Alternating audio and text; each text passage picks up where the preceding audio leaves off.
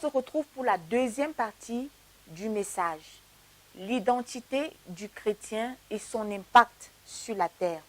Donc l'ange de l'Éternel, pendant que j'étais avec lui, il me montre en fait une jeune fille, une jeune chrétienne qui était sur la gauche. Cette chrétienne était habillée en jupe moulante avec un tricot moulant. Elle était sexy. Elle était sexy. Et quand l'ange de l'Éternel a fait apparaître, il me l'a montré en fait pour que je lui explique en fait ce qui n'allait pas sur cette fille. Alors moi j'ai répondu à l'ange de l'Éternel, c'est vrai que la sœur est habillée de manière sexy et ceci peut amener les frères qui sont à l'église à pécher. En gros c'était la séduction, Et l'ange de l'Éternel me dit, ça va au-delà de ça. C'est-à-dire que l'habillement de la sœur n'est pas seulement pour la séduction, mais si vous voulez, ça vient déstabiliser l'œuvre de l'Éternel. Alors, il m'explique pourquoi. Donc, la sœur chrétienne qui est habillée en habit sexy, jupe très moulante, tricot très moulant, on voit tout.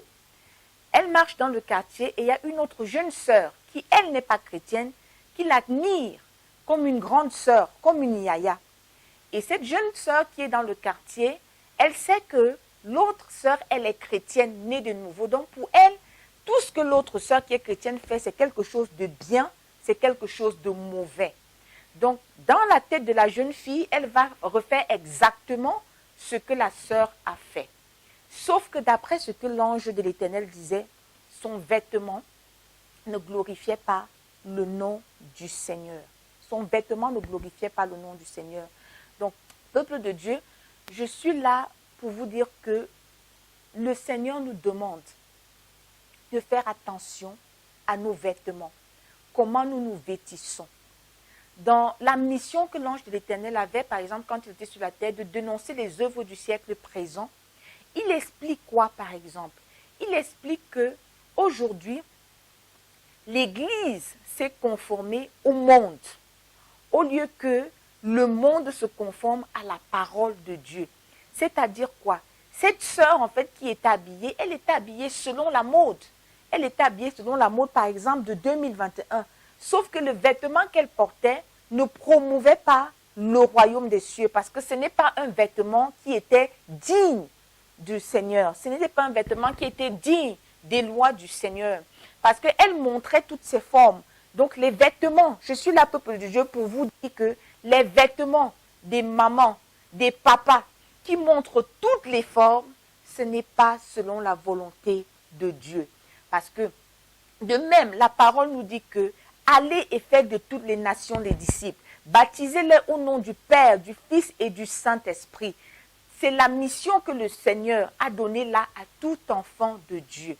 Donc, de même, la parole nous le dit de faire, de même, nous devrions le faire. Mais sauf que cette sœur-là, quand elle avait ce vêtement, vous voyez que la petite qui était dans le quartier la regardait et voulait refaire. Mais sauf que ce n'est pas de Dieu. Donc la sœur chrétienne est en train de promouvoir non pas le royaume des cieux, mais le royaume des ténèbres, peuple de Dieu. Ça veut dire que quand nous faisons des choses qui ne sont pas selon la volonté de Dieu, quand nous faisons des choses qui ne glorifient pas le nom du Seigneur, nous ne prêchons pas pour Dieu, mais nous prêchons pour le royaume des ténèbres. Donc ça veut dire qu'effectivement, nous faisons des nations des disciples, mais pas des disciples de Christ, mais des disciples du monde des ténèbres. C'est pour ça que l'ange de l'Éternel parlait de l'identité du chrétien. Il dit que les chrétiens ne connaissent pas le pouvoir d'influence que Dieu leur a donné. Le pouvoir d'influence dans les nations, dans les quartiers, dans les villes, dans les villages. En réalité, telle la Bible nous dit qu'on n'allume pas une lampe pour la mettre sous la table, mais on allume une lampe pour la mettre sur la table. Il dit, la lumière de Dieu qui est en nous doit amener les nations à changer, doit amener les peuples à changer. Donc, si je prends l'exemple de cette jeune fille qui était habillée en habit moulant, si elle s'habillait de manière décente, autant pour moi, si elle s'habillait de manière décente, La petite fille qui était dans le quartier allait également s'habiller de manière décente. Et la sœur allait ainsi promouvoir le royaume des cieux. Et la sœur allait ainsi promouvoir le royaume des cieux. Donc ce que Dieu veut nous dire ici, c'est que par notre comportement, par notre habillement, c'est ainsi que nous pouvons évangéliser. L'évangélisation, promouvoir le royaume des cieux, ce n'est pas seulement dire au frère, dire à la sœur qui ne connaît pas le Seigneur, Jésus t'aime. Ce n'est pas seulement prêcher la parole. Non, Dieu nous a appelés à changer les pensées, à révolutionner le monde. Si aujourd'hui, les chrétiens s'habillent bien, le monde aussi va s'habiller bien. Quand Romains 12, 1 nous dit, ne vous conformez pas au siècle présent, mais soyez transformés par le renouvellement de l'intelligence. Ça veut dire que nous ne pouvons pas prendre les habitudes du monde, les habillements du monde, les pensées du monde, alors que nous sommes des chrétiens. Ça veut dire que c'est le monde qui nous influence, au lieu que nous influencions le monde. Et c'est ce que le Seigneur dit, que c'est un problème, frères et sœurs. Le Seigneur m'envoie porter ce message pour dire à son peuple, je vous ai établi sur les nations pour révolutionner, pour changer les pensées, pour apporter ma lumière. Sauf qu'aujourd'hui, nous éteignons la lumière de Dieu parce que nous nous conformons au monde. Le Seigneur nous interpelle ici afin que nous ne marchions plus selon les traditions du monde, selon les coutumes du monde, selon les habillements du monde. Parce que par notre habillement, nous parlons d'une certaine manière de la part de Dieu. Parce que toi, aujourd'hui, qui es chrétien, que tu m'écoutes, tu es certainement reconnu de ta famille comme étant un chrétien. Tu es certainement reconnu des gens dans ton travail comme étant un chrétien. Tu es certainement reconnu dans ton quartier comme étant un chrétien. Donc, même si toi, tu ne te rends pas compte, il y a les gens qui t'observent. Il y a les gens qui te regardent. Et donc, tout ce que tu fais, pour eux, c'est bien.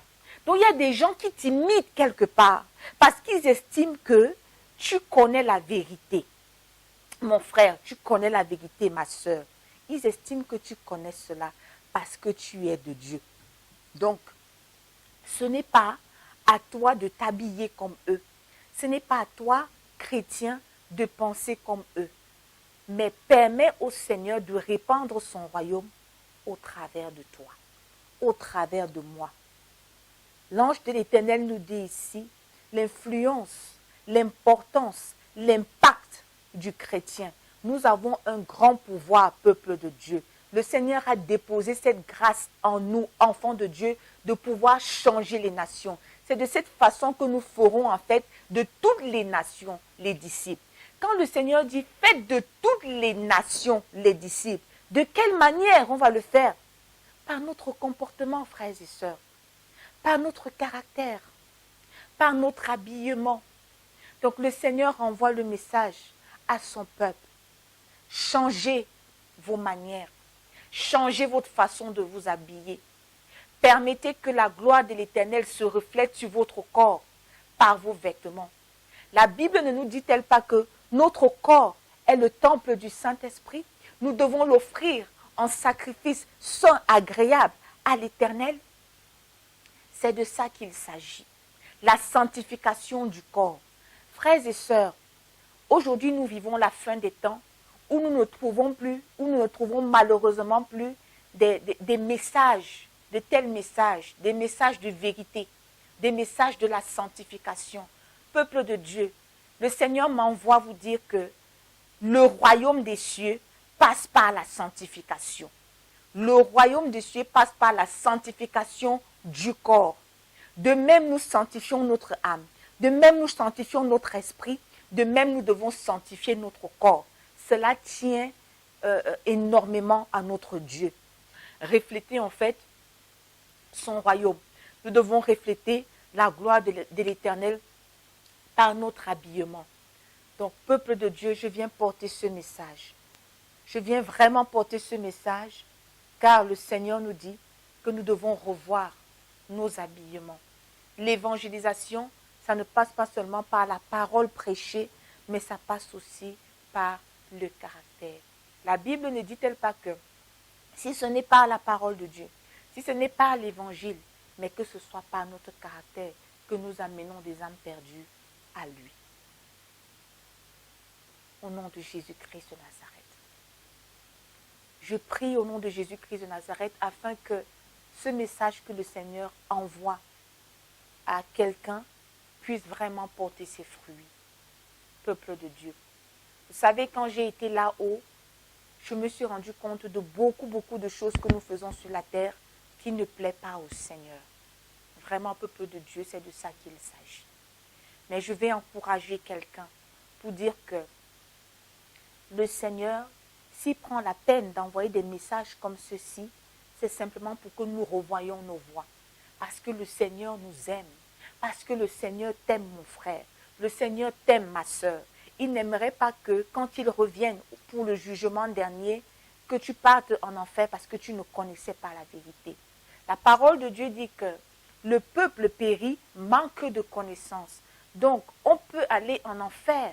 On peut rater notre destination finale à cause du fait qu'on ne connaissait pas. Mais maintenant qu'on connaît, on n'a plus de raison. Et dans l'amour de Dieu, dans sa compassion immense pour son peuple, il prend le temps d'envoyer des messages comme celui-ci par des prophètes, par des serviteurs de Dieu. Alors toi qui m'écoutes, ne dédaigne pas ce message. Considère ce message, considère tes voies et tu auras une chance certainement, une grâce, j'ai envie de dire, de recevoir ta couronne. Soyez bénis au nom de Jésus-Christ de Nazareth.